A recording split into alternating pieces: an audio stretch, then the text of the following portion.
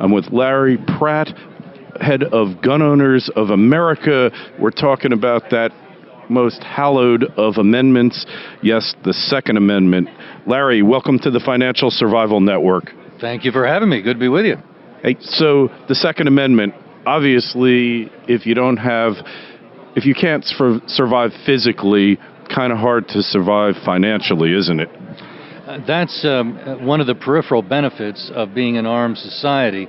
Of course, the primary reason for the Second Amendment was to protect us from the government. And one of the things governments tend to do is to be predatory toward our wealth. So whether it's an earthquake that implodes the civil order or a tyrannical government, firearms are integrally related with the preservation of wealth. Right. And, Larry, look, we go back to the Boston Tea Party. Those people rebelled because the king wanted to levy a 3% tax on their favorite breakfast beverage. Here we are, a couple hundred years later, and they're taking 50-60% of our wealth, and we're all just sitting back and taking it. So Second Amendment really hasn't done its purpose, has it? It all depends on the people and whether we understand that the government is supposed to be our servant. We used to have a term in America to describe government workers, and it was called public servants. We don't tend to use that term anymore. They tend to be officials. They tend to be enforcers. And we're getting accustomed to being pushed around by people who don't have legitimate authority to push us around. Yeah, so we've got this ruling class, and most people seem to have this confidence, this misplaced confidence in their leaders, in their rulers, because it's a ruling class, a ruling elite, and, I just don't see the people rising up and doing anything about it until there's some kind of global collapse, some global catastrophe. How close are we to that, do you think? Well, I see some glimmers of hope. Globally, there could well be some kind of financial turmoil thanks to the incredible mismanagement of an unconstitutionally bloated government.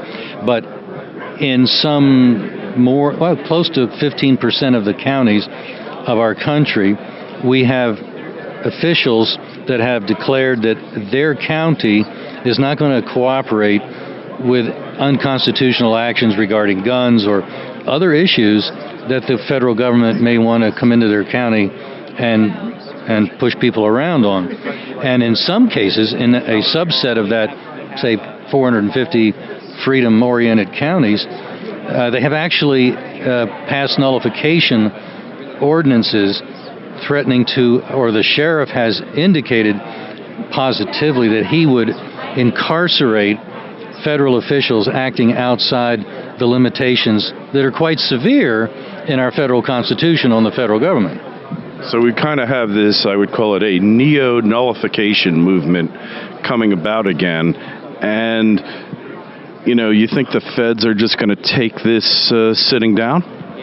So far, the feds have not done anything but back down when confronted with a sheriff with resolve or county officials with resolve. An example, in Elkhart County, Indiana, Sheriff Brad Rogers was approached by a farmer who sells raw milk. And the FDA apparently has a real fetish about raw milk. And they had taken him to federal court, and they were on the verge of confiscating his equipment. And the sheriff wrote an email to the FDA lead attorney in Washington and said, if you put one more foot on this farmer's land, I will arrest you. And they sent back an answer, well, if you try that, we'll arrest you. And Sheriff Rogers said, game on. And this has been now going on 2 years, and the raw milk is still being produced. In Otero County, New Mexico, on the Rocky Mountains, ski village Cloudcroft was threatened by the possibility of a forest fire in the national forest, which is totally mismanaged by the feds, who think burning forests is really great. And the county officials in Otero passed an ordinance saying that 80,000 acres of forest land should be cut down to protect Cloudcroft in the case of a fire, which actually did occur last year. Well, they cut it down in the face of a threat to be arrested if they cut the trees down, and the sheriff there said, you do that and I'll arrest you. So there are ways to advance our freedom. There are ways to contain the overreach of federal power. Well, you know what they say, one man with courage is a majority. Yeah, especially if he has authority as the elected top cop in his jurisdiction. Then I think that really causes the feds it gives them a lot of pause, because they understand that. One time, several years ago, one of these constitutionally minded sheriffs was faced with a situation with the FBI. A farmer's barn had caught fire. There was a lot of powder and ammunition there, and the county fire department was there, and they were taking care of the fire. A couple of sheriff deputies were there, and then the FBI shows up, and they announce that they're taking over the investigation. And the deputies didn't think their sheriff would like that. They called him. He came right out, and he ascertained that, yeah, that was their intention. And he said, well, look, I just got one thing to tell you. If you don't get out of my county right now, I'm going to arrest you. And they called their supervisor, and they said, the supervisor said, well, yeah, a sheriff can do that, and knowing that sheriff, he probably will. So they left. And the yokels took care of the fire, I might add. So, yeah, you do see things like that. So from an individual standpoint, what can you do to help curb and help stop the incursion of the federal government and help roll back their authority and their willingness to really intrude in every aspect of your life?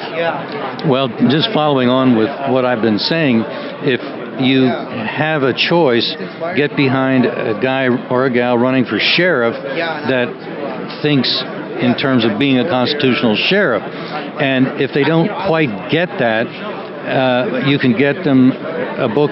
It's actually a booklet. It's not a big one, about 60 pages, written by former Sheriff Richard Mack, which explains the whole concept, the history, the constitutional doctrine of the county sheriff as the top cop.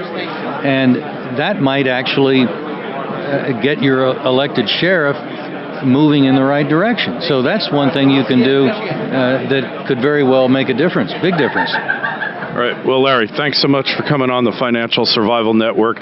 People want to find out more about you and Gun Owners of America, buy some of your books. Where would they go? They can go to gunowners.org. They can sign up for our email alerts there, which are primarily focused on what's happening in Congress, and we'll provide an embedded email to make you, in effect, a grassroots lobbyist. So go to gunowners.org. All right, gunowners.org, and you can always find us at financialsurvivalnetwork.com. The Bill of Rights protects every American's God-given right to keep and bear arms. Now that right is being seriously undermined as legally registered rifles are being confiscated in some parts of our country. If we're not careful, we may find ourselves with no right to own guns, and that's where Gun Owners of America comes in. Gun Owners of America is in Washington every day fighting for you to keep that right. Congressman Ron Paul has called GOA the only no-compromise gun lobby in Washington. You need to be part of this great grassroots group of activists who are keeping the heat on their members of Congress. Find out right now how you can join. Call 888-886-GUNS and get started receiving their fact-filled newsletters and action alerts. Call 888-886-GUNS or go to their webpage at gunowners.org and help make your voice heard in Washington. Make that call right now and call Gun Owners of America at 888-886-GUNS. Remember, it's not just about gun control, it's about control.